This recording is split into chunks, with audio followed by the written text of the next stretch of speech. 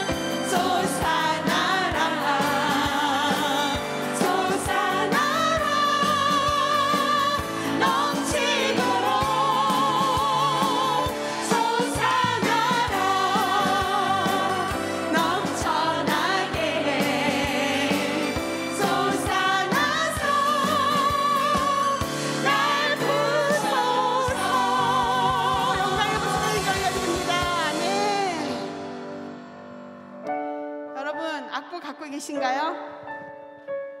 오래된 찬양이지만 우리에게는 낯설어서 여러분 악보 보내드렸습니다. 주 사랑이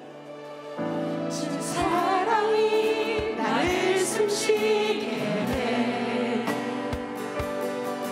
세상 그 어떤 어려움 속에도 주 은혜로 나를 돌보시며 세상 끝날까지 지켜주시네. 주 사랑이 나를 숨쉬게 해. 세상 그 어떤 어려움 속에도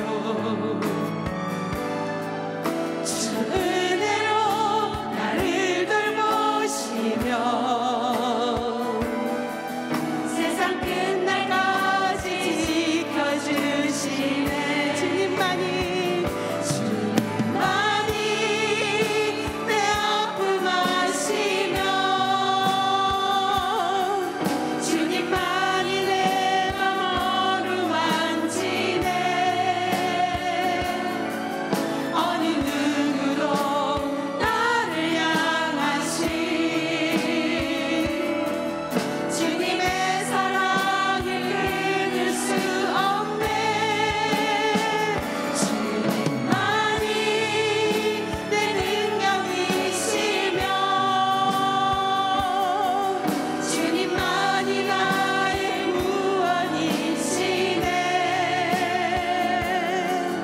어느 누구도 나를 향하신 주님의 사랑을 끊을 수 없네. 2절 할까요? 주 사랑이 나를 이끄시네. 내가 갈 수 없는 그곳으로 주의 사랑 나를 붙드시며 세상 끝날까지 인도하시. 한 번 더 2절 할까요? 주 사랑이 나를 이끄시네.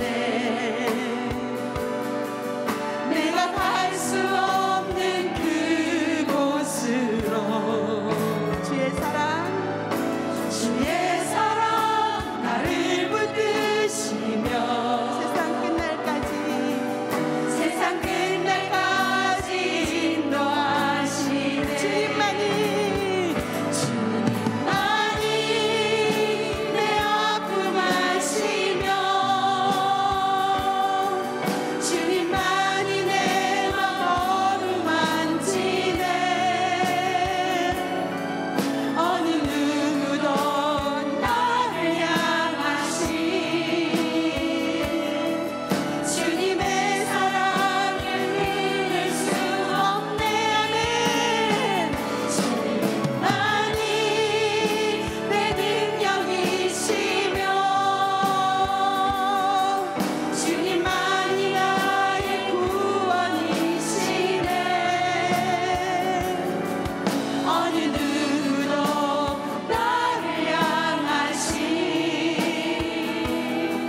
주님의 사랑을 끊을 수 없네. 한 번 더 처음부터 할까요? 주 사랑 1절. 주 사랑이 나를 숨쉬게 해. 세상 그 어떤 어려움 속에도 주 은혜로 나를 돌보시며 세상 끝날까지 지켜주시네. 2절 주 사랑이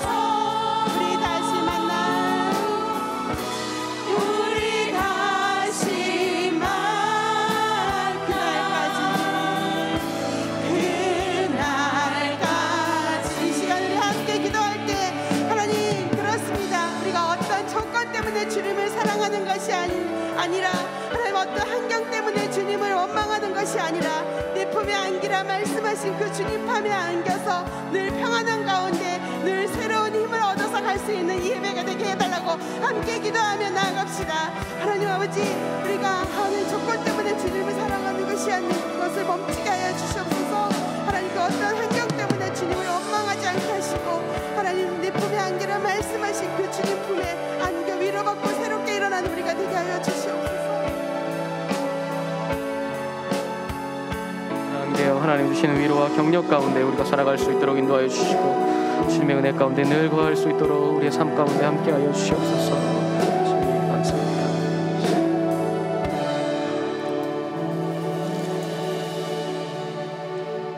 우리를 사랑하여 주시는 하나님 아버지, 오늘도 우리를 이 자리에 불러주셔서 주님의 말씀과 찬양 안에 거하게 하시니 참으로 감사를 드립니다. 우리의 인생 길 가운데 광야 같은 이 길 가운데 하나님, 우리를 언제나 위로하여 주시고 격려하여 주시니 참으로 감사합니다. 우리의 일생 가운데 오직 주님만을 소망 두며 살아가는 우리의 인생들이 되어서 언제나 하나님의 말씀으로 든든히 서나갈 수 있도록 인도하여 주시옵소서. 예수님의 이름으로 기도하옵나이다. 아멘. 오늘 우리에게 주시는 하나님의 말씀은 민수기 21장 10절에서 20절 말씀입니다. 다 함께 일어나셔서 하나님의 말씀을 경청하겠습니다. 이스라엘 자손이 그곳을 떠나 오봇에 진을 쳤고, 오봇을 떠나 모압 앞쪽 해 돋는 쪽 광야 이에야 바림에 진을 쳤고, 거기를 떠나 세렛 골짜기에 진을 쳤고, 거기를 떠나 아모리인의 영토에서 흘러나와서 광야에 이른 아르논 강 건너편에 진을 쳤으니, 아르논은 모압과 아모리 사이에서 모압의 경계가 된 곳이라. 이러므로 여호와의 전쟁기에 일렀으되, 수바의 아합과 아르논 골짜기와 모든 골짜기의 비탈은 아르고를 향하여 기울어지고 모압의 경계에 닿았도다 하였더라. 거기서 부엘에 이르니, 부엘은 여호와께서 모세에게 명령하시기를 백성을 모으라, 내가 그들에게 물을 주리라 하시던 우물이라. 그때에 이스라엘이 노래하여 이르되, 우물물아 솟아나라, 너희는 그것을 노래하라. 이 물은 지휘관들이 팠고 백성의 귀인들이 귀와 지팡이로 판 것이로다 하였더라. 그들은 광야에서 마따나에 이르렀고, 마따나에서 나할리엘에 이르렀고, 나할리엘에서 바못에 이르렀고, 바못에서 모압들이 보이는 골짜기에 이르러 광야가 내려다 보이는 비스가산 꼭대기에 이르렀더라. 이것은 하나님의 말씀입니다. 아멘. 우리 다 함께 담임 목사님 영상을 함께 보도록 하겠습니다. 우리 인생은 광야와 같다고 그렇게 사람들이 이야기합니다. 그만큼 살기가 어렵죠. 또 어디로 가야 될지 방향도 알지 못하고, 또 어떻게 살아야 될지 알지 못하는, 필요한 것을 구할 수도 없는 갈급한 그런 세상이라고 이야기하죠. 이스라엘 백성을 광야 여정으로 인도하시는 그 하나님, 그 하나님께서 광야의 사건과 그리고 특별한 지명을 통해서 우리에게 이스라엘 백성을 다루시면서 오늘 광야 같은 인생을 사는 우리에게 주시는 말씀이 있습니다.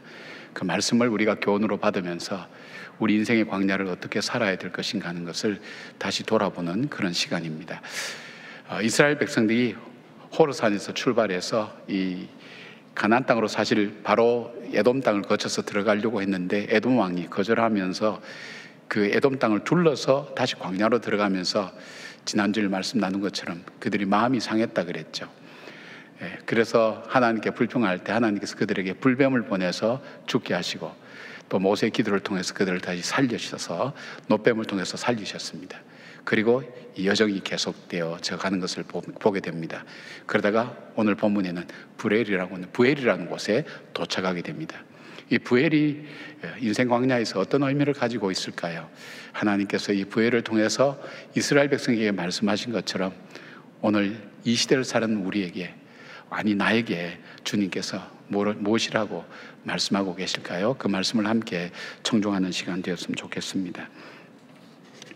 이 불에서 이들이 우물을 팠습니다. 하나님 말씀을 따라 우물을 팔 때 우물이 솟아나면서 그들의 가라앉은 목을 죽였는데, 이 부엘이 갖는 우리에게 주시는 교훈이 무엇인가?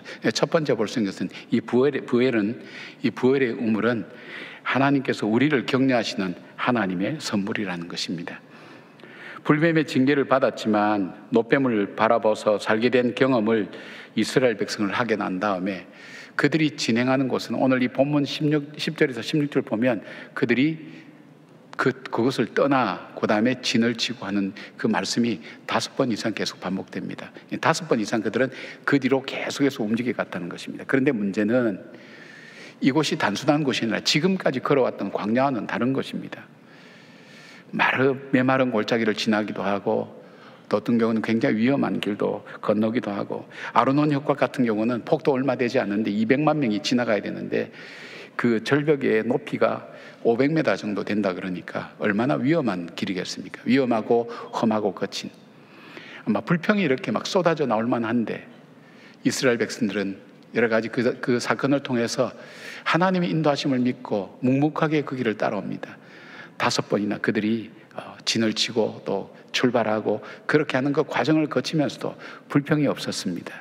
그리고 부엘에 도착하게 됩니다. 부엘에서는 하나님께서 그들에게 격려하셨습니다. 하나님께 그곳에 우물을 준비하셔서 그들이 물을 팔 때에 우물이 솟아나게 만들었고 가라목을 죽이면서 하나님께서 그들을 위로하시고 격려하시는 부분이 나오게 됩니다. 믿음의 길을 끝까지 잘 걸어가도록 하나님께서 격려하시죠. 성경에 쓰여진 격려는 크게 3가지 의미를 가지고 있습니다. 첫 번째 볼 수 있는 것은 분명히 나가야 될 길인데 용기가 없어서 나가지 못하는 그 사람들에게 하나님께서 격려하셔서 그 길을 나갈 수 있도록 도와주시고 또 용기를 주시는 그런 경우에 주님께서는 격려를 하십니다. 우리 인생을. 여러분, 가나안 땅을 앞두고 모세가 죽고 난 다음에 후계자로 지명된 여호수아가 자기 자신의 능력이나 또 이 앞으로 해야 될 일이나 이 모든 것이 감당할 수가 없었습니다. 또 자기와 함께한 이스라엘 백성이 원망과 불평의 백성들이라는 걸 잘 알았기 때문에 이 사람들과 할 수 없다는 그 연약함 때문에 그는 장막 안에 주저앉아 있었습니다. 그때 하나님께서 찾아오셔서 두려워하지 말라고, 내가 너에게 시킨 일이라고, 명령한 일이라고, 내가 너와 함께하고 너를 떠나지 않겠다고 약속해 주시면서 그 여호수아를 다시 일으켜서 그 길을 가게 만듭니다. 바로 그 하나님입니다. 그 하나님은 오늘 우리 인생의 광야길에도 부엘처럼 우리를 격려하는 것을 준비하고 계십니다. 우리는 앞으로 나가지 못할 때, 어떻게 해야 될지 알지 못할 때 하나님 찾아오셔서 말씀으로 우리를 격려하시고 그 말씀을 따라서 믿음으로 걸어서 여러분이 오늘 여기까지 오셨고 또 앞으로 우리 인생길도 마찬가지일 겁니다. 하나님 우리를 격려하기를 원하십니다. 우리를 위로하시기를 원하십니다. 우리에게 새 힘을 주셔서 우리의 인생길을 끝까지 걷도록, 아름답게 걷도록 우리를 도우시고 함께 하신 분입니다. 또 하나의 격려의 의미는 이왕에 할 일을 기쁘고 감사함으로 감당해 나가도록 삶의 의미를 깨닫게 해주면서 그 길이 얼만큼 소중한 일인가 하는 것을 하나님께서 일깨워 줍니다. 바울이 전도여행을 할 때에 아덴에서 아무런 결실도 보지 못하고 또 논쟁에서도 그렇게 시원케 이겼다 할 정도로 논쟁에서 승리하지 못하고 그냥 복음을 받아들인 사람은 얻지를 못했습니다. 그리고 고린도로 넘어갔습니다. 얼만큼 낙심과 실망이 되겠습니까? 그래도 나름대로 자기는 공부할 만큼 공부했고 어떤 논리 속에서도 지지 않는다고 생각했는데 복음을 전가하지 못하니까 그 복음의 영향력이 나타나지 않으니까 낙심하고 실망할 때 하나님께서 그 고린도에서 만나게 한 사람이 아굴로와 브리스길라라는 선교여행에 참 정말 결정적인 도움을 줄 수 있는 그 부부를 만나게 만드십니다. 그리고 환상 중에 주님이 나타나셔서 걱정하지 말라고, 염려하지 말라고, 복음을 전하라고. 그래서 하나님께서 바로 그 바울에게 바울이 지금 하고 있는 일이 얼만큼 중요하고 소중한 일인가 하는 것을 일깨워 주시죠. 우리가 일상 속에 살아가는 일들, 매일매일 우리가 자고 일어나고 하는 이 모든 일들이 우리는 별로 이렇게 우리에게 가슴에 와닿지 않습니다. 왜 내 인생은 어려움의 연속인가? 내가 사는 것이 왜 이렇게 힘든 일만 내 힘 속에 찾아오는가? 나는 나를 공급해 주는 힘이 없구나. 혹시 그렇게 생각할지 모르겠지만 여러분 가만히 살펴보십시오. 하나님께서 우리에게 우리 일상 속에 주시는 작은 것들이 얼만큼 우리에게 우리가 하는 일들이 귀한 것들이고 의미 있고 가치 있는 일인가 하는 것을 주님께서 때로는 말씀을 통해서 우리가 어떤 사건을 통해서 일깨워 주셔서 우리 일상 자체가, 우리 살아가는 삶 자체가, 여러분이 하신 일 자체가 얼만큼 소중한가 하는 것을 알게 하십니다. 우리가 우연찮게 지나가는 것처럼 보이지만, 우리가 힘들고 어렵지만, 인생길을 걸어간다고 어렵지만, 하나님은 중간중간 이런 부분들을 남겨두셔서 내가 알고 있다, 내가 보고 있다, 내가 너와 함께 하고 있다는 사인을 우리에게 주시면서 우리를 격려해 나가신 것을 보게 됩니다. 사랑하는 여러분, 인생을 살아가는 것이 쉽지는 않지요. 게다가 믿음으로 산다는 것은 더욱더 힘듭니다. 그런데 믿음으로 사는 자에게 하나님께서 베풀어 주신 놀라운 역사가 있습니다. 태산을 넘어 홍곡에 가도 우리가 그 말씀과 믿음 붙들고 살아갈 때 주께서 지키시기라고 약속하셨고 우리를 위로하시고 권면하고 계시는 그 하나님을 보게 됩니다. 여러분이 이 하나님의 이 위로가 때로는 어린아이의 웃음소리를 통해서, 때로는 하늘의 구름을 통해서, 때로는 오늘 예배를 통해서 나에게 하나님의 끊임없는 위로가 우리로 하여금 우리 인생길을 믿음으로 걸어가도록 인도하시는 하나님의 은혜가 우리 가운데 있다는 걸 기억하면서, 여러분 작은 삶의 느낌을, 작은 삶의 깨달음을 무시하지 마시고 하나님의 사인으로 한번 살펴보십시오. 하나님께서 곳곳에 우리를 격려하시고 위로하시는 하나님의 은혜가 있다는 것, 우리에게 선물로 주시는 하나님의 은혜라는 것을 알게 됩니다. 하나님의 위로가, 하나님의 격려가 여러분 인생 가운데 가득한 것을 바라보고 믿으며 여러분의 인생길을 하나님께서 기뻐하신 길로 걸어가는 우리 모두가 되기를 바랍니다. 뿐만 아닙니다. 하나님은 오늘 우리에게 이런 사명도 주셨습니다. 내가 해야 될 일을 너희가 해줄 수 없겠니? 누군가의 이 사람의 이 말은, 이 미소는, 이 손님임은, 이 섬김은 하나님의 위로구나 느낄 수 있도록 우리를 사용하시고 우리에게 그 사명을 주셨다는 것입니다. 매일 기다리기만 기다리는 게 아니라 하나님은 우리에게 이 사명을 순종하고 나갈 때 그 사건을 통해서 받는 사람에게도 감격과 기쁨과 힘을 줄 수 있지만, 그 순종하는 그 사람에게 주신 하나님의 그 은혜가 있다는 것을 꼭 기억하시길 바랍니다. 자, 부엘의 우물. 부엘의 우물 두 번째는 의미는 뭘까요? 우리를 찬양하게 하시는 하나님의 선물입니다. 17절 보니까 그때 이스라엘이 노래하여 이르되 우물물아 솟아나라, 너희는 그것을 노래하라. 여기에 그때라는 이 단어, 이 아즈라고 하는 것은 매우 강조적인 어조로 쓰여진 것입니다. 쉽게 말씀드리면 하나님께서 명령하신 대로 부엘에서 우물을 파서 물이 솟아나온 바로 그때를 강조하는 겁니다. 그때 이 백성들이 노래했다는 것입니다. 노래한다는 것은 단순히 그냥 노래하는 것이 아니라 찬양하다, 여호와를 경배하다, 바로 그런 의미를 말합니다. 시각적으로 보면 우물을 팠습니다. 팠는데 이 물이 솟아오릅니다. 솟아오르는 것은 이 물이 솟아오르면서 하나님을 찬양하는 것처럼, 이 물이 하나님을 찬양하고 노래하는 것처럼 그렇게 보여질 때 이스라엘 백성들이 그것을 바라보면서 하나님의 권능과 능하신 일과 베푸신 일을 찬양하고 노래하는 것, 그것을 하나님, 이스라엘 백성들이 오늘 묘사하는 그 표현을 우리는 여기서 볼 수 있습니다. 시적이기도 하고 시각적으로도 볼 수 있죠. 부엘의 우물은 하나님께서 이전에 주시던 물의 방법과 다릅니다. 이전에는 반석을 쳐서 물을 주시든지 아니면 쓴물을 단물로 바꾸어 주시든지 하는데, 여기서는 이스라엘 백성들 보고 물을 파라고 얘기합니다. 우물을, 땅을 파라고 얘기합니다. 그리고 우물을 통해서 부어주시는 하나님의 은혜인 것을 봅니다. 순종했을 때 하나님께서 메마른 그 땅에 있을 수 없는 그 기쁨과 찬양의 귀한 일들을 주님께서 베풀어 주셔서 이스라엘 백성들이 노래하고 있는 것입니다. 이스라엘 백성들의 노래가, 이 노래가 언제 부르고 처음일까요? 그들이 홍해를 건너고 난 다음 애굽의 군대가 물속에 수장되는 걸 보면서 미리암과 그 백성들이, 그 여인들이 함께 소고를 치며 노래했던 바로 그 사건 이후로 노래가 나타나는 건 백성들이 다 함께 노래 부르는 건 처음인 것 같습니다. 있을 수 없는 일들이 일어났거든요.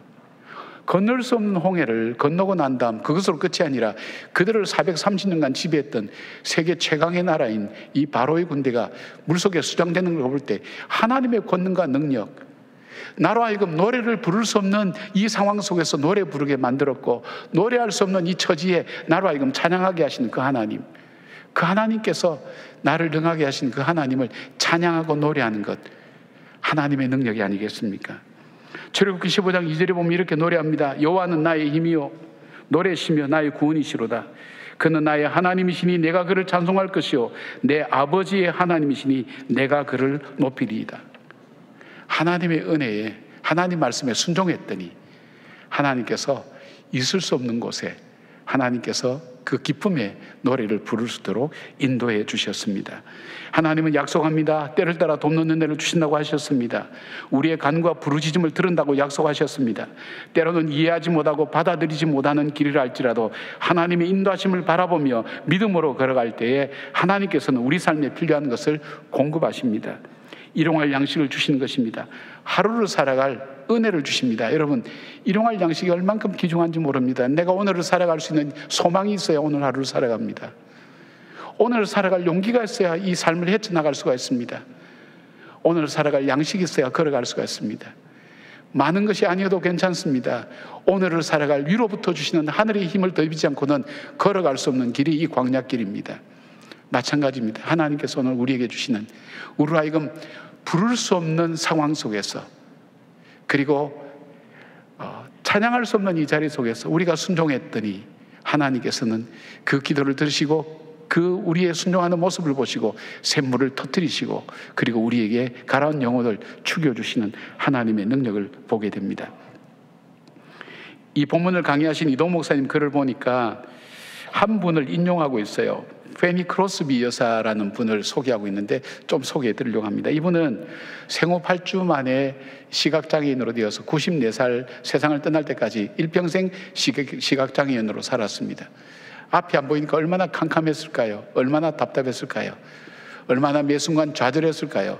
절망과 어둠이 그의 마음을 몰아치고 그로 하여금 한 걸음도 발자국 나가지 못하게 만들 때에도 하나님께서 그 인생 속에 함께 하셔서 그의 깊은 절망만큼이나 하나님 주셨던 그 은혜가 커서 그는 노래를, 찬양을, 찬송을 8,000여 편 작사하게 되었습니다. 우리가 부르는 찬송 중에도 많습니다.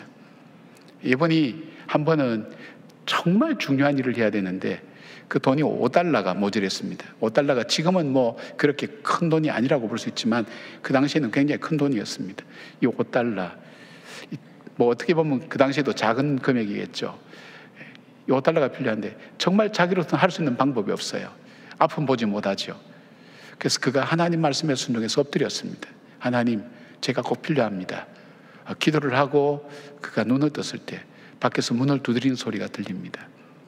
나가봤더니 이제 어떤 한 분이 묻습니다. 여기가 페니 크로스비 집이냐고.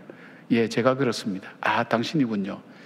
당신의 그 찬송을 들으면서 당신을 정말 보고 싶었다고, 어떤 분인지 알고 싶었다고, 이 근처에 산다는 소식을 들었다고. 그러면서 그 손에 쥐어지는 돈이 $5였습니다. 뭐 우리가 우연이라고 생각할 수도 있죠. 뭐 성경은 뭐 이야기는 이런 얘기로 가득 차 있다고 그냥 남의 일이라고 생각할 수 있습니다만, 크로스비는 그렇게 받아들이지 않았습니다. 하나님의 응답하심으로 그는 받아들였습니다. 그래서 쓴 찬송이 384장 나의 갈 길 다가도이라는 찬송입니다. 2절을 읽어드릴까요?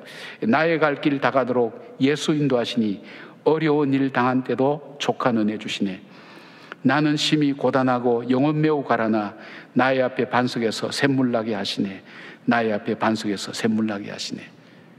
나로 하여금 노래를 부를 수 없는 그 절망적인 상황 속에서도 하나님을 찬양하게 하시고 기쁨으로 그 길을 걸어가게 하시는 분이 바로 그 하나님이라는 것, 그 하나님을 찬양하는 그 찬양의 선물을 하나님께서 주시는 것입니다. 사랑하는 여러분, 여러분의 형편과 삶을 저도 잘 모릅니다. 그렇지만 정말 광야와 같은 삶을 사는 분들이 있을 겁니다. 해결되지 않는, 그리고 할 수도 없는, 내일을 알 수 없는, 그러나 살아야 되는, 목숨이 붙었기 때문에 어쩌면 하루하루를 살아야 되는 그런 삶을 사는 그 어려움을 겪는 분들도 있습니다. 그러나 하나님께서는 우리에게 선물을 주십니다. 그럴 수 없는 환경 속에서, 그럴 수 없는 상황 속에서 우리로 하여금 영혼의 노래를 하나님께 부를 수 있도록, 여러분 찬양을 하시길 바랍니다. 찬양할 때에 하나님께서 우리 마음을 기쁘게 회복시켜 주십니다.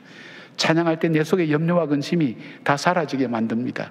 하나님께서 이 찬양과 함께 내 속에 있는 모든 잘못된 부분들과 속상한 부분을 끄집어내어서 흩어버리십니다. 하나님께서 이 찬양하는 사람에게 주시는 기쁨이 있습니다. 주께 영광 돌림이 있습니다. 찬양하신 여러분들 되시길 바랍니다. 내 인생의 광야에서 찬양하게 하시는 그 주님을 정말로 찬양하시는, 하나님께 찬양하며 기뻐하시는 우리 모두가 되기를 바랍니다. 세 번째로 이 부엘의 우물은 어떤 의미가 있을까요? 우리에게 섬김을 가르치시는 하나님의 레슨입니다. 교훈이라고 볼 수 있습니다. 18절 말씀입니다. 이 우물은 지휘관들이 팠고 백성의 귀인들이 규와 지팡이로 판 것이로다 하였더라. 그들은 광야에서 마따나에 이르렀고 되어 있습니다. 하나님께서 부엘에서 우물을 파라고 말씀하십니다. 그런데 다른 것이 한 두 가지가 있어요. 하나는 뭐냐면 이 우물을 파는데 누가 파느냐?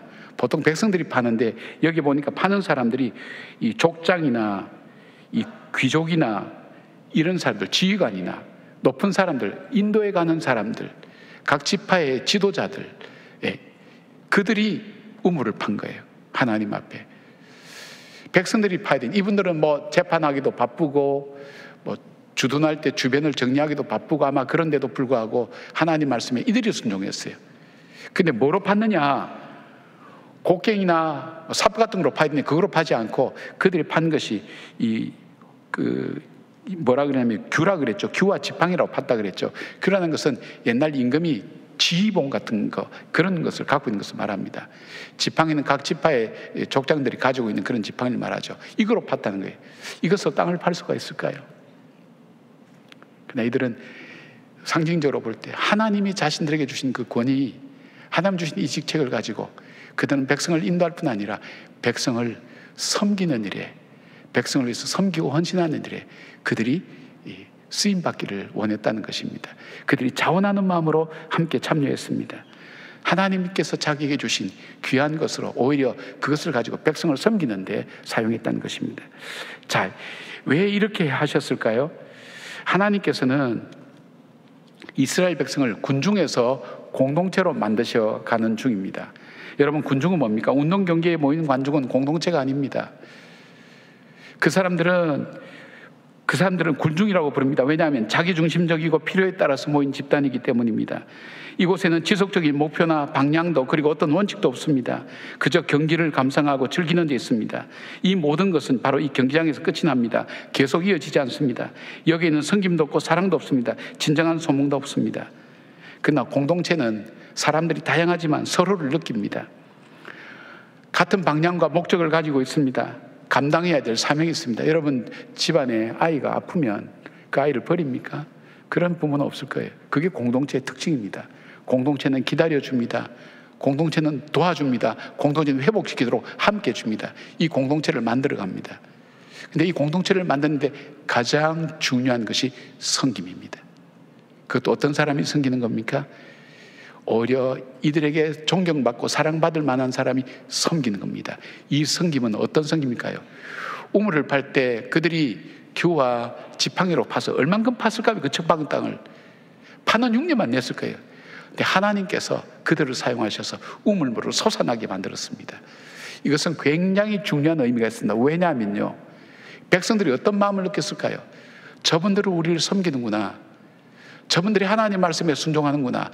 그리고 이어서 다음에 이어지는 사건을 보면 하나님께서 요단 동편을 점령하게 만듭니다. 이 남북으로 걸쳐 있는 아모리인들을 하나님은 전쟁을 통해서 그것을 정복하게 만듭니다. 전쟁을 칠 수 있는 힘이 어디서부터 나옵니까? 내부 결속력에서 나오는데 그것이 어디서 나오죠? 섬김을 통해서 만들어지는 것입니다. 바로 주님은 흩어져 있는 이 제자들을 공동체로 만드셨습니다. 십자가로 그들을 섬기고 사랑하면서 그들이 하나가 되게 했습니다. 주님은 유월절 날 십자가를 앞두고 하루 전날 그 백성들과 유월절을 지낼 때에 그 제자들을 불러놓고 마지막 만찬을 합니다. 그 만찬을 하는 그 자리에서, 성찬식 자리에서 일어나서 바로 예수님은 세숫대야와 수건을 가지고 제자들의 발을 씻깁니다. 그리고 이렇게 말씀하시죠. 요한복음에 보면 너희가 나를 선생이라 하니 맞다, 내가 선생이다. 선생인 내가 너희들의 발을 씻기는 것처럼 너희들도 그렇게 사람들의 발을 씻기라고 그렇게 말씀합니다. 그래서 어떤 학자는 그런 얘기합니다. 교회는 십자가만이 중요한 것이 아니라 십자가와 더불어서 세숫대야와 수건도 함께 준비해야 된다고. 복음이 담기는 가장 아름다운 그릇이 바로 이 섬김입니다. 여러분, 섬김이 가정에서 끊어지기 시작하면 불평이 나옵니다. 자기중심적이 됩니다. 이기적이 됩니다. 그리고 교회에서 나오면 기도 대신에 자기 목소리가 커집니다. 하나님의 말씀 대신 자기 생각이 점점 커지게 됩니다. 섬기기 끊어질 때 공동체는 결속이 될 수가 없습니다. 영적 전쟁을 치를 수가 없습니다. 이 갤럽 조사 결과가 있는데 뭐냐면 일반 세상 사람들이 개신교인을 볼 때 어떻게 보느냐 하는 것을 조사한 적이 있습니다. 꽤 몇 년 전이죠. 지금 아마 더 할 겁니다. 근데 그들이 지적한 게 뭐냐?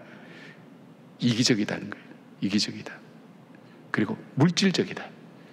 권위적이라는 겁니다. 자기들끼리만 이렇게 한다는 거예요. 그들이 볼 때, 나는 안 그래. 여러분 그럴지 모르지만 그들이 볼 때, 나를 볼 때 그렇게 본다는 거예요. 아, 참 이기적이다. 자기중심적이고 이기적이다. 그리고 물질적이다. 여러분 이렇게 보는 것이 뭘까요? 교회가 영향력을 잃어가고 영적 싸움을 점점 할 수 있는 능력을 잃어가는 이유가 여기에 있습니다. 그러게 주님은 바로 이 섬김이라는 것을 우리에게 가르쳐 주시고 이 사람들에게도 가르쳐 주시는 것입니다. 섬김이야말로 광야길을 걸어 나가는데 앞으로 나가는 힘이 되고 장애물을 제거하고 승리하는 삶의 역동성이 바로 섬김을 통해서 일어난다는 것을 말씀하고 있습니다. 우리가 섬기는 교회 중에 원자력 병원교회가 있습니다. 3년 전에 우리가 김용수 목사님을 파송했습니다. 저도 병원에서 근무도 해봤고 채플린을 해봤고 대학에서도 또 있어봤기 때문에 바로 이곳에서 역학관계나 이게 이 관계라는 것이 믿지 않는 사람들과 함께 맞물려 있다는 것이 또 전문인들이 함께 있는 이곳이 참 어려운 곳이라는 생각을 많이 합니다. 근데 김용수 목사님을 파송할 때 대신 걱정을 많이 했어요. 해낼 수 있을까? 그러나 저분만큼 해낼 수 있는 사람은 없겠다는 그런 마음에 확신을 갖게 됐습니다. 근데 이분이 가셔서 하는 일이 그겁니다. 원자력병원 주로 돌아가시는 분들이 많이 오신다는 거예요. 절망적인 사람이 참 많이 오신다는 거예요. 근데 이분이 가서 교회가 할 수 있는 일반적이기도 하지만은 이분이 제일 먼저 한 것이 섬김이었습니다.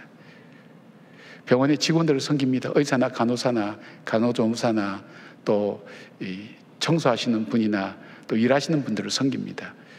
먹을 것을 나누어 줍니다. 그 방을 오픈해서 편안하게 왔다가 쉬었다 그냥 갈 수 있도록 사탕도 들고 가게 만들고 누구든지 와서 편안하게 갈 수 있도록 자기의 재정을 써가면서까지도 섬겼습니다. 그 은혜에 감사했던 환자들 중에 어떤 어려움을 당하거나 퇴원하게 되는 분들은 또 같이 헌금하고 가기도 하고 그래서 그것이 운영이 됩니다. 작은 것 선물하면 그 은혜를 알고 그 사랑을 기억한 사람이 나도 이 사랑을 나누고 싶다고 그렇게 해서 나누어집니다. 3년이 지나면서 절처에는 거들떠도 보지 않던 사람들이 바라보기 시작합니다. 그들 속에 교회라는 것이 바뀌기 시작합니다. 아, 교회라는 것이 이런 곳이구나. 예수 믿는 사람들이라는 것이 이런 거구나.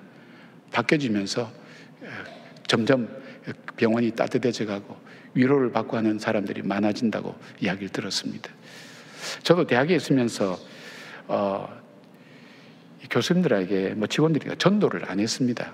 좀 어폐가 있는지 모르지만 그러나 이분들을 섬길 수 있는 대로 최대한 섬기려고 노력이 됐습니다.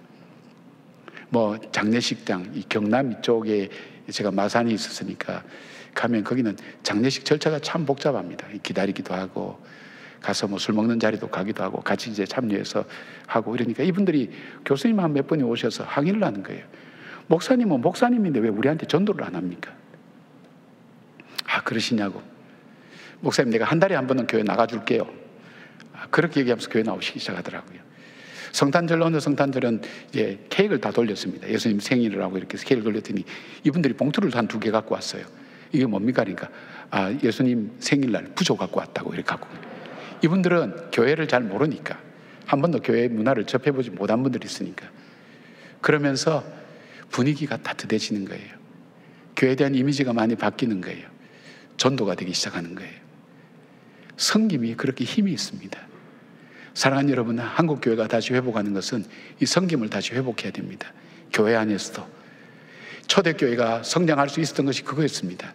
세상 사람들이 바라볼 때 저들의 섬김은 특별하다고 생각했습니다. 저들은 특별하다. 저들의 사랑이야말로 특별하다. 우리가 감히 따라갈 수 없는 그 사랑이 저들 속에 있다는 것, 그들이 발견하며 그 공동체 안으로 외로운 사람들이 들어오기 시작하면서 기독교는 복음화되기 시작한 것을 보게 됩니다. 바로 하나님께서 이 교훈을 우리에게 가르쳐주고 계신 것입니다. 인생의 광야길에 내 길 가기도 바쁘고 나도 힘든데, 그런데 놀라운 것은 이 섬길 때에 그 속에서 하나님께서 그 길을 걸어갈 수 있는 힘을 주십니다. 장애물을 극복할 수 있는 용기를 주십니다. 여러분 직접 한번 해보시기 바랍니다. 섬겨보시기 바랍니다. 그 사람이 이익이 아니라 바로 섬기는 나에게 하나님이 주시는, 세상에 줄 수 없는 힘과 용기를 우리에게 갖게 되고 하나님께 쓰임받는 사람이 될 수 있다는 것입니다. 몇 주 전부터 제가 계속 불러지는 노래가 있었어요. 이 찬양이 내 속에서 이렇게 불러진다면 이 찬양을 쓸 때에는 뭔가 이유가 있을 거다, 사연이 있을 거라 생각해서 검색을 해봐도 잘 나타나질 않아요. 근데 어느 잡지사와 인터뷰했던 이 기사를 읽게 된 거예요. 지휘자면서 작곡가 김경씨입니다. 이 사람은 모태신앙으로 자라나서 평생을 성가대와 함께 했습니다. 지휘자로 섬겼으면 좋겠다 생각하면서 예배를 위한 성곽을 지었으면 좋겠다 생각을 하고, 그러나 내가 세상적으로 먼저 내 자신을 널리 알린 다음에 하겠다고 생각했는데 뜻하지 않게 자기 가정에 어려움이 다가왔습니다. 무슨 어려움인가 얘기를 하잖아요. 근데 이것 때문에 3년간 울면서 자기 모든 삶을 포기할 정도로 그렇게 했다고 합니다. 그리고 이 노래를 작곡할 때, 작사를 할 때 자기 아내가 옆에서 울고 있었다는 거예요. 이 사람이 이 곡을 지어놓고 반드시 세상을 떠날 거야 생각하고 계속 울었다는 거예요. 근데 자기 심정은 절박했다는 거예요. 아, 인생이라는 것이 광야구나. 이 광야 같은 세상을 살아야 되는구나. 나는 이 광야 같은 세상에 살아갈 힘이 없구나. 절박에 하나님께 기도하며 하나님만 매달렸습니다. 하나님만 바라봤습니다. 모태신앙이었지만 이제까지 한 번도 하지 않았던 그 하나님을 의지하고 붙들었습니다. 정말 순수하게 지어진 곡이 바로 참 좋으신 주님입니다. 제가 그 가사를 좀 불러드릴게요. 참 좋으신 주님, 귀하신 나의 주, 늘 가까이 계시니 나 두려움 없네. 내 영이 고날 때, 내 맘 낙심될 때 내 품에 안기라 주님 말씀하셨네. 예수 이름으로 모였던 곳에서 우리가 헤어질 때에 늘 함께 하시며 이 세상 살 동안 주 말씀 따라서 살게 하소서, 승리하게 하소서.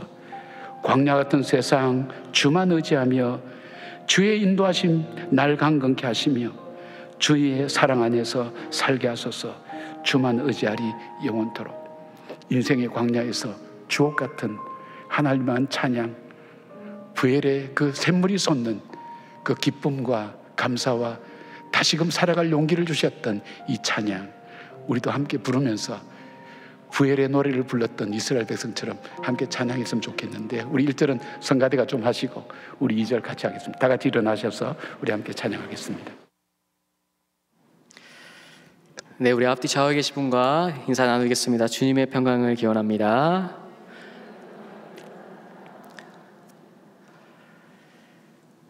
네, 여러분 힘든 일이 있을 때에 혹시 격려나 위로를 받은 경험이 있으십니까? 많이 있으실 거라고 생각하는데요. 특별히 우리는 예수를 믿는 그리스도인들이기 때문에 저는 힘들거나 어려운 일을 당할 때 우리가 어떻게 위로와 격려를 해야 하는지 한번 말씀을 나눴으면 좋겠습니다. 로마서 12장에 보면 바울 사도가 그 앞에까지는 예수 그리스도가 어떤 분이신지, 그리고 우리가 어떻게 구원을 받은 인생들인지에 대해 설명하고, 그러면 우리가 구원받은 인생으로서 어떻게 세상에서 살아야 하는지 삶의 실천적 과제를 로마서 12장부터 기록해 놨어요. 그 로마서 12장 15절에 이런 말씀이 있습니다. 즐거워하는 자들과 함께 즐거워하고 우는 자들과 함께 울라. 아주 간단 명료한 구절인데요, 이 구절대로 우리가 삶을 이루어 사는 것이 얼마나 어려운지 모릅니다. 아주 쉽게 말씀드리면 우리 주변에 가장 가까이 있는 분이 좋은 일이 생겼다고 생각해 보세요. 여러분 함께 즐거워해 줄 수 있는 마음을 가진 사람은 정말 대인배입니다. 예를 들어 옆집 아들이 서울대 들어갔대. 그러면 듣는 순간 우리는 우리 아들 생각해요. 우리 아들 생각해서 속이 어떨까요? 썩어갑니다. 그래서 배가 얼마나 아픈지 몰라요. 목사들도 마찬가지예요. 어떤 목사님이 어느 교회 갔대 그러면요, 축하해 줘야 되잖아요. 그 사람 별론데, 이게 나와요. 목사가 똑같은 거죠. 그러니까 이 말씀을 실현하고 사는 것은요, 우리가 단순히 읽지만 참 쉬운 일이 아닙니다. 그런데 바울 사도는 아니야, 너희가 그리스도인으로서 구원받은 인생을 살아가는 예수님 믿는 사람이라고 한다면 이런 삶 살아야 되는데, 즐거워하는 자들과 함께 즐거워하고 우는 자들 옆에 가서 아무 말 하지 말고 울어줘, 이렇게 말씀하고 있는 겁니다. 그렇게 했을 때에 우리 주변에 있는 이웃들이 어떻게 되겠습니까? 하나님이 주시는 위로와 격려를 얻을 수 있는 겁니다. 우리를 통해서. 우리가 예수 믿는다는 것은 예수님의 제자로 살아간다는 것인데, 우리는 예수 믿는다는 것을 예수님의 제자로 살아간다는 것으로 방향을 이끌지 않고, 나는 예수 믿기 때문에 내 삶을 어떻게 잘 살아봐야 대로 이끌어요. 아주 잘못된 방향이죠. 그렇기 때문에 우리는 즐거워하는 사람 옆에 있을 때에 정말 전심으로 즐거워해주고, 또 우는 사람이 있을 때는 침묵하며 그들과 함께 눈물 흘려줄 수 있는 그러한 인생들이 되어야 합니다. 그것이 바로 오늘 담임 목사님께서 마지막에 세 번째로 말씀하신 섬김의 모습인 거예요. 그리스도인 이 섬김의 모습으로 복음을 전할 수 있는 것이, 우리의 섬김이 없을 때는 이 복음은 우리의 말뿐인 것이죠. 말뿐인 것은 아무 힘이 없습니다. 제가 여러분께 이렇게 말하고 있잖아요. 그런데 제가 여러분께 말하고 내 삶은 전혀 다른 방향으로 살면 아무 힘이 없는 겁니다. 그냥 지금 뱉은 이 모든 말들은요, 그냥 썩어 없어질 것들이에요. 그러나 제가 만약 그렇게 살려고 무던하게 애쓴다면 여러분은 저 말이 힘이 있구나 라고 느끼게 될 것입니다. 여러분이 그런 섬김을 가져야 된다라는 것이 오늘 말씀의 포인트입니다. 끝난 거예요. 첫 번째, 부엘의 우물은 우리를 격려하시는 하나님의 선물이라고 했습니다. 이스라엘 백성들이 부엘을 만났을 때 얼마나 감격했는지 모릅니다. 왜 그렇게 감격할 수밖에 없었냐면, 이 주먹을 쥔 이곳이 이스라엘 백성들이 머물렀던 가데스 바냐, 바람광야의 가데스 바냐입니다. 바로 여기 위에가 가나안 땅이에요. 그냥 들어가면 끝나는 겁니다.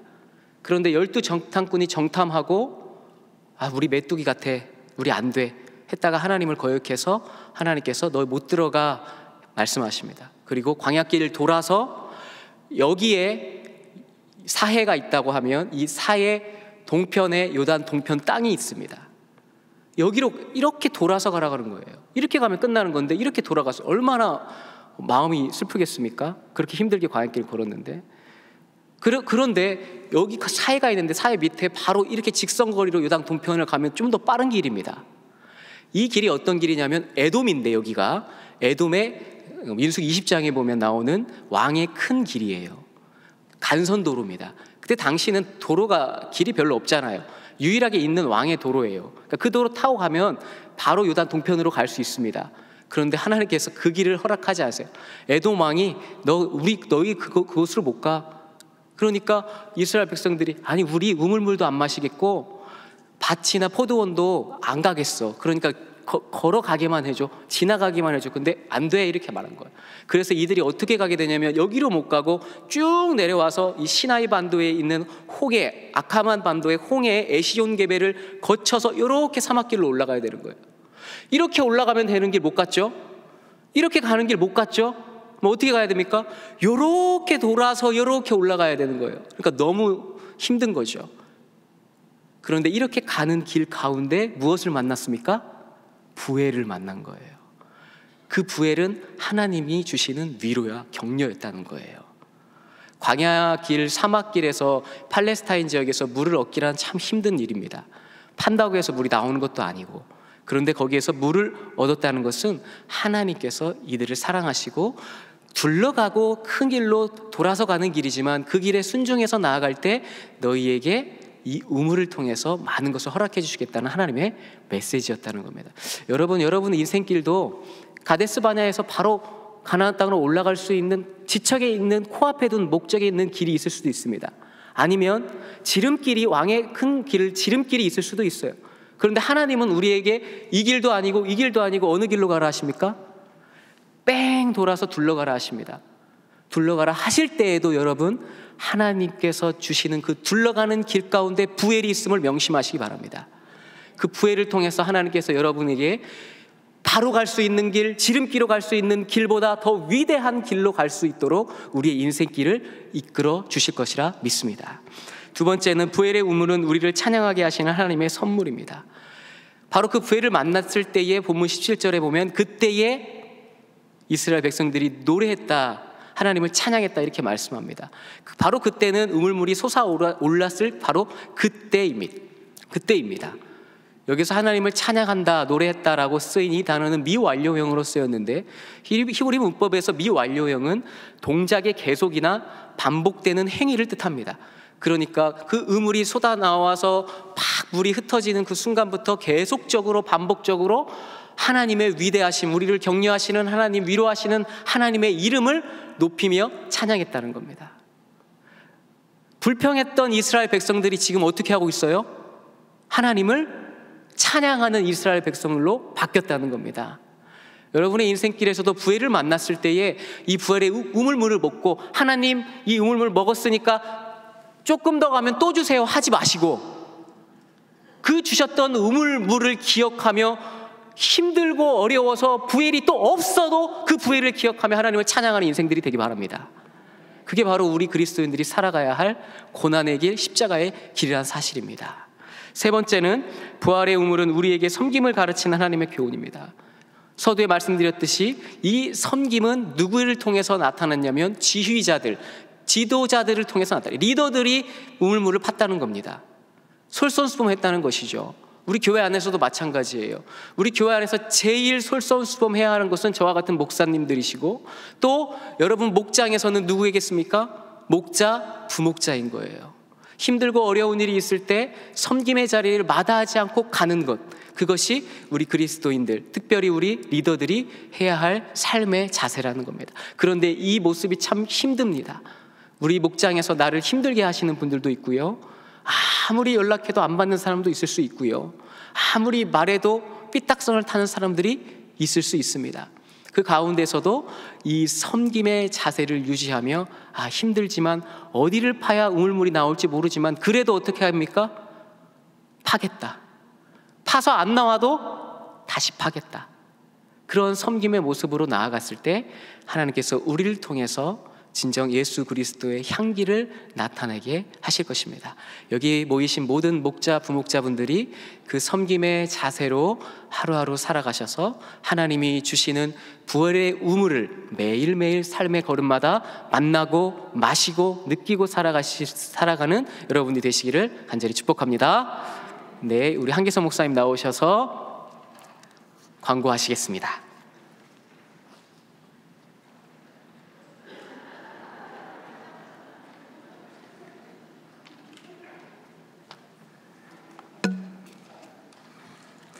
네, 이렇게 끝날 줄 몰랐습니다. 예, 우리 좌우에 계신 분과 인사 한 번 더 할까요? 예, 오늘 또 잘 나오셨습니다.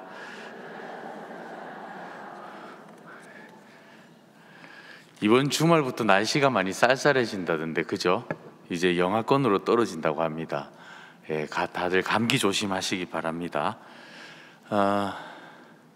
재밌는 이야기 하나 할까요?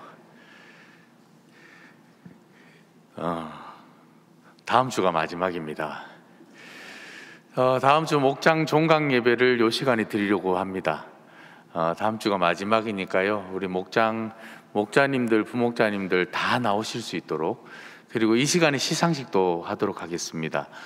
그래서 다음 주 수요일 요 시간에 마지막으로 목장 예배를 드리도록 하겠습니다.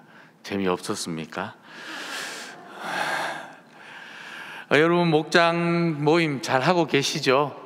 매주 이렇게 저희 마을도 계속 목장 모임 잘들 하고 계시던데, 목장 모임이 굉장히 중요합니다. 목장 모임 하실 때마다 말씀도 암송하고 계시죠? 이달의 말씀이 뭐죠?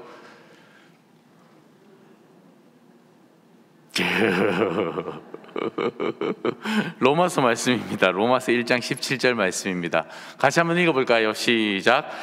복음에는 하나님의 의가 나타나서 믿음으로 믿음에 이르게 하나니 기록된 바 오직 의인은 믿음으로 말미암아 살리라 함과 같으니라. 아멘. 예배 캠페인 계속 진행되고 있습니다. 여러분 10분 전에 예배당에 나오셔서 기도로 또 이렇게 예배를 함께 준비하면 좋을 것 같습니다. 1만 번 동안 성도의 성전기도 조금씩 계속 늘어나고는 있습니다. 각 마을별로 또 목장별로 또 기도의 날도 정하고, 그래서 목장 식구들도 모시고 나와서 함께 기도하면 좋을 것 같습니다. 유아 세례 부모 교육이 있습니다. 그리고 신임 재직 추천받고 있습니다. 우리 집사님들 혹시 신임 재직을 꼭 이분이 꼭 이제 대상이 되었는데 교육을 하나 안 받았다, 이런 분들이 2분 계시죠. 마을마다 교육을 하나 안 받았다 하시는 분이 계시면 우리 마을 목사님께 꼭 얘기해 주십시오. 그래서 교육을 꼭 받을 수 있도록 도와드리게 되니까요. 교육을 받고 요번에 신임 재직 집사 추천하시면 좋을 것 같습니다. 오늘 예배 후에 권사회 총회 있습니다. 1권사회 총회 비전 301호입니다. 비전 301호에서 12시 20분인데요. 아마 오늘 모임 끝나고 가면은 바로 할 수 있지 않을까 싶은 생각이 듭니다. 맞습니까, 권사님? 예, 맞다고 합니다. 예. 이권사회 총회는 돌아오는 금요일 날, 내일 모레 6시 30분에 비전 2실에서 진행됩니다. 예배를 위한 365 금식기도 이제 내년도를 준비하려고 합니다. 1년에 하루만큼은 내가 금식하면서 예배를 위해 기도하겠다. 여러분 다 알고 계시죠? 아마 이번 주 중에 주 말쯤에 가면은 1층에 우리 엘리몰 앞에 이 달력이 쫙 붙게 됩니다. 여러분 기억나시죠? 예, 거기다가 본인의 성함과 마을을 써주셔야 돼요. 동명이인이 많아가지고, 그거 하고 있는데, 저희가 그래서 지금 발견되는 대로 동명이인은 A, B 지금 하고 있습니다. 혹시 전화 받으신 분 계세요? 없습니까? 그래서 저희가 지금 교족부에 동명이인이 너무 많아서 A, B 이렇게 수정하고 있거든요. 이정숙 A, 이정숙 B 이런 식으로 수정하고 있거든요. 그래서 수정이 될 때마다 하는 분에게 제가 연락을 드리고 있습니다. 왜냐하면 본인이 A인지 B인지 모르잖아요. 그래서 연락하고 있으니까요. 혹시 연락을 받으셨으면 그게 이제 내 고유번호구나. 교회 내에서는 헌금할 때도 그렇게 써주시면 저희가 쉽게 바로 찾을 수 있을 것 같습니다. 그래서 동명이인이 많으니까 이번에는 밑에다가 적어주실 때 그 마을을 꼭 써주시면 좋을 것 같아요.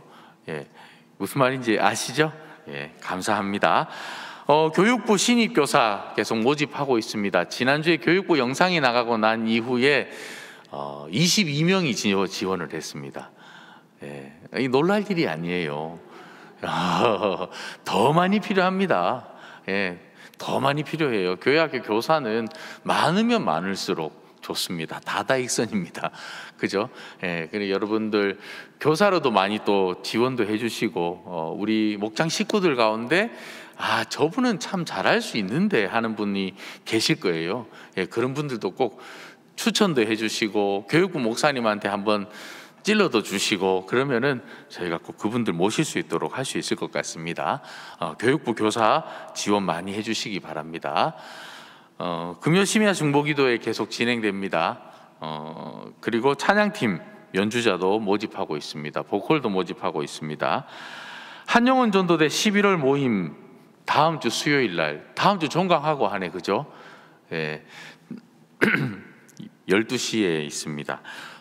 내년도에는 좀 이렇게 전도에 많이 집중을 하려고 합니다. 여러분 전도 좋아하시죠? 우리가 이제 내년에는 전도를 좀 많이 했으면 좋겠다 싶은 생각이 듭니다. 그래서 전도를 하려고 합니다. 예전에 저희가 제가 예전에 있던 교회에서 전도 이렇게 막 불을 붙이고 전도하러 나갑시다 하고 그러면서 전도 이행시 했는데 제가 1등상이 뭐냐 하면 재밌는 이행시를 쓴 친구에게 제가 1등상을 줬거든요. 뭐라고 전도 이행시를 지었냐 하면 한번 띄워주세요. 제가 해볼게요. 전 도저히 못하겠습니다. 그래서 제가 밑에다가 댓글을 달았습니다. 그래 맞다. 전도는 네가 하는 게 아니고 하나님이 하시는 거다. 우리는 인도만 하면 된다. 아멘입니까? 여러분 다음 주에 종강이라는 것 여러분 꼭 기억하시고 각 마을별로 모임하겠습니다. 수고하셨습니다.